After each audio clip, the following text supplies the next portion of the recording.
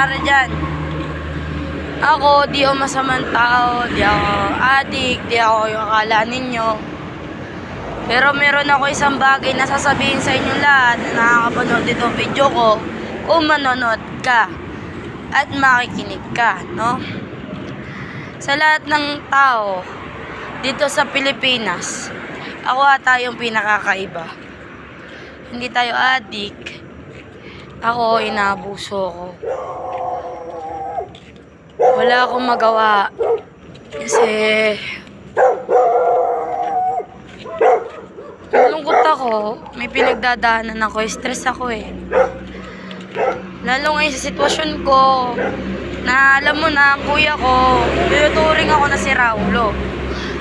Hindi ako si Raulo eh. Alam mo yung ang hirap kasi gampanan yung isang bagay na hindi mo naman kaya gampanan. Na mag-ipip. So yeah, presidente daw. Yung agad-agad, presidente ka. Agad di mo na ng SK, mayor, bla bla, etc. No?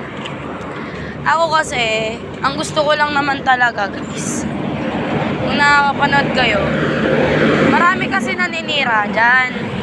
Kung magpapaniwala ka sa mga paninirang pure, ng mga tangang tao dyan, nandyan mismo, syempre sila inggit sa'yo. Mas papanindigan ko na natawagin mo scammer, budol, modus. Diyan ka masaya. Kung saan gusto mo addict, diyan ka masaya, bahala ka. Pero yung pagkatao ko mali kasi po, binibidyohan ka kasi kilala ka, famous, sisirain ka nila, utay-utayin ka hanggang sa hantingin ka na ng pulis, anuhin ka na, takot-takutin ka. Ito lang ako, inaabuso ko, unayaan ko lang. Kasi ayoko ng gulo. Ayoko ng problema. Ako, takas ako ng takas. Pero man sila lapit ng lapit, iwas ako ng iwas. Tumitira ako sa probinsya, nananahimik ako. Pag titira ako sa Manila, inaning ako. Ginagawa ko si Raulo. Iba dyan, alam naman ng kahit sino na mga artista na mabuting tao ka. Kasi alam mo, hindi ko i-video yung sarili ko kung fake ako. Kung ako, para magpakita ng tao sa inyong lahat. Hindi ako budol. May pamilya talaga ako, may. Aminin ko na sa inyo, may anak talaga ako. Siyempre, tinatago ko yung anak ko. Mula kasi pagkadalaga, may anak ako.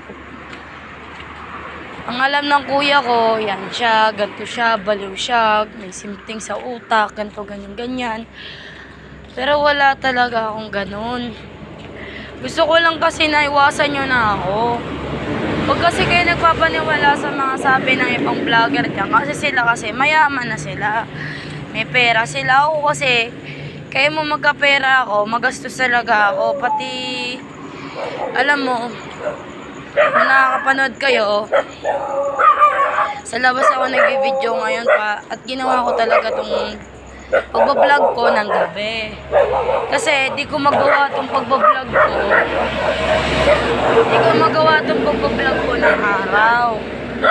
Kasi nga ako, busy ako lagi na nabuhay ako. Nagtitinda ako ng kung ano-ano. Basta mabuhay lang. Pero sabi magtinda ng droga, runner daw, etc. Bla bla bla. Hindi totoo yung sinasabi nila. Kasi yun yung mga tao po eh. Alam mo, hindi naman lalaban yung ibang artista dyan at ibang vlogger dyan kung peke ako. Kasi nakita na nila ako, nakasalamuhan na nila ako. Pero hindi ako artista, inaamin ko. Dati kumita ako sa YouTube, nawala yun. Kasi sa mga pesting taong walang magawa sa buhay. Kasi scammer ka, budol ka, mamatay ka na, papatayin kita, mamatay ka na, hayop ka, wala niya ka, wala kang kwentang tao. Ganon. Definition yun. Pero kung sasabihin ko sa inyo, kung makikinig ka ngayon, at handa kang pakinggan ako ngayon, if you're ready to listen, no? Nasa sayo na yan. Kasi ako, gusto ko lang payapang buhay na yung mabubuhay ako, ligtas ang buhay ko, ligtas ang Pilipinas, ligtas ang buong mundo.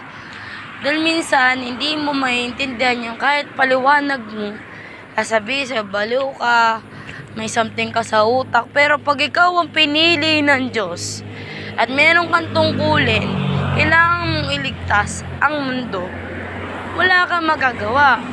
Kasi hindi maaaring mamatay ang isang gaya ko dahil mawawala lahat na isang bagay. Kagaya ng taga Cebu, binugbog ako ng construction. May isa pang taga Cebu na nakatira sa Maynila, na taga Bangbang, na tinirang ko, na ngayon wala na ako ron. Pinagbantaan ako na papatay na ako, tinakot-takot ako. Ngayon wala na ako ron. No? Mga tulog na kasi mga tao, kaya pinagplanuhan ko talagang gawin tong video na to rito mismo. Sa mismo nung walang katao-tao. Alam nyo, kayong mga nanonood dyan, ito maging tatak sa utak nyong lahat na nakakapanood dito, na kahit anuman ang panlalait sa'yo ng ibang tao, kahit anuman, what matter people say bad things to you, continue mo lang, lumayo ka na lang hanggat kaya mong umiwas sa kaguluhan. Just move on. Get over of them. Toxic people. Go to your life has become who you are. Because they just say what you do and yourself has become a person. They do straight to the point to you. Hanggang uta-utayin ka nila, ubusin nila lahat sa'yo. Ikaw, gusto mong paulit-ulit ka magsimula, you always starting again and again, they're just coming to your life because you're a simple person. Is betraying yourself, they're just abusing you as a person. For me, di imposible.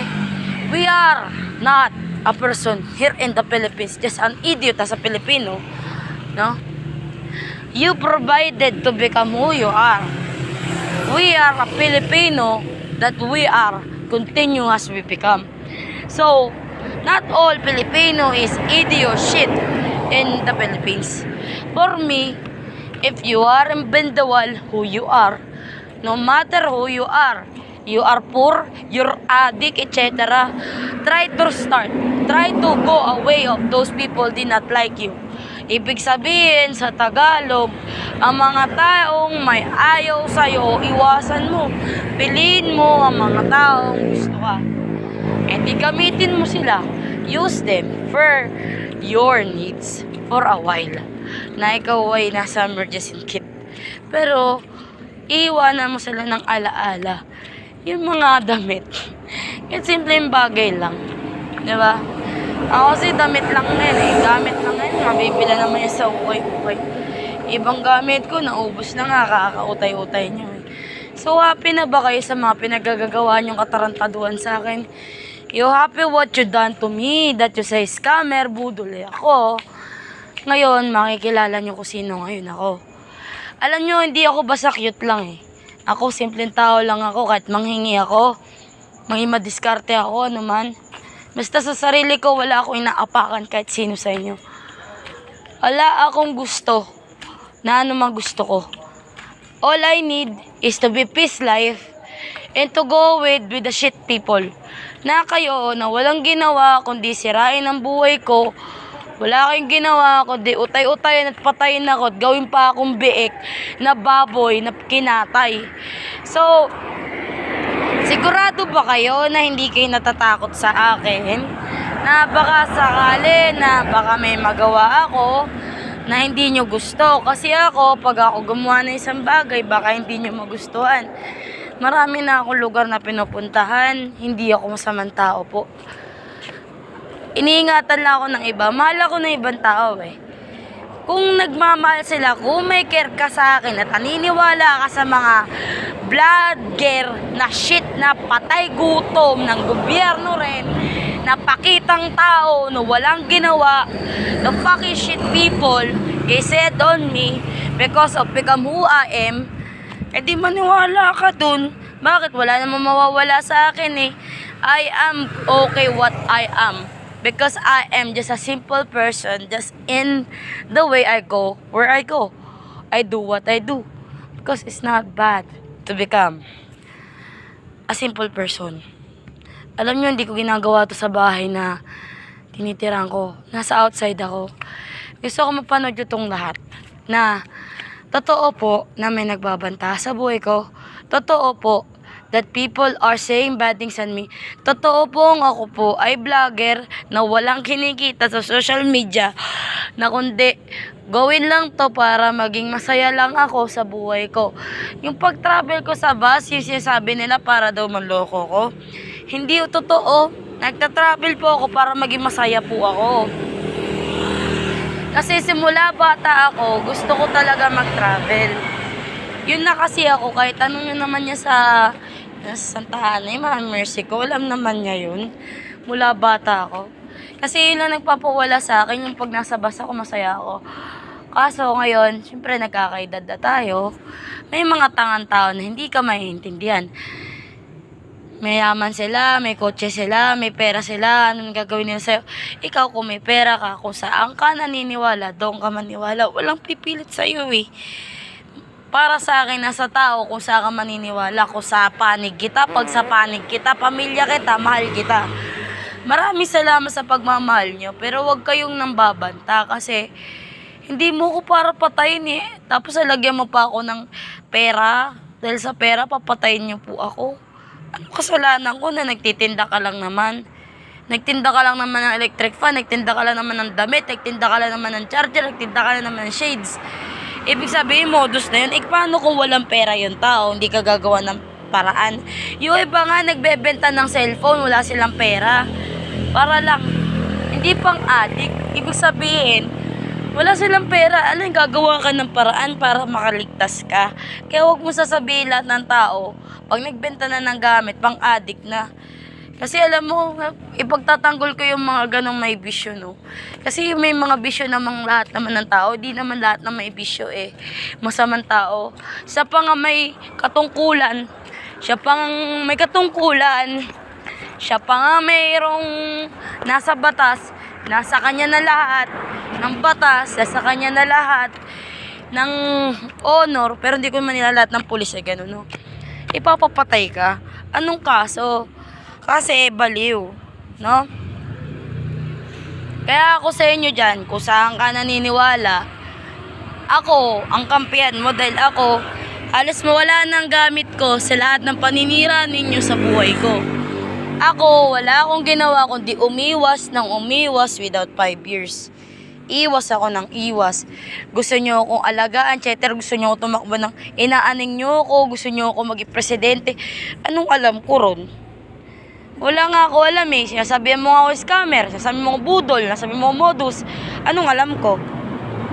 Ang alam ko lang sa sarili ko, gusto ko lang pantay-pantay ng karapatan ng bawat isa. I need same rights. That's all I fight for. Have a good day. Thank you. Good night. Good morning. Sa mga tangang nakakapanood dito. Right? Hindi ako famous eh. Oo nga. Wala nga akong nagawa. Wala akong kwenta. Oo nga. Good night. Doon sa mga gusto pumunta sabay, pumunta ka lang, huwag kang mag-alala. Ready naman akong katayin ka eh. Joke lang.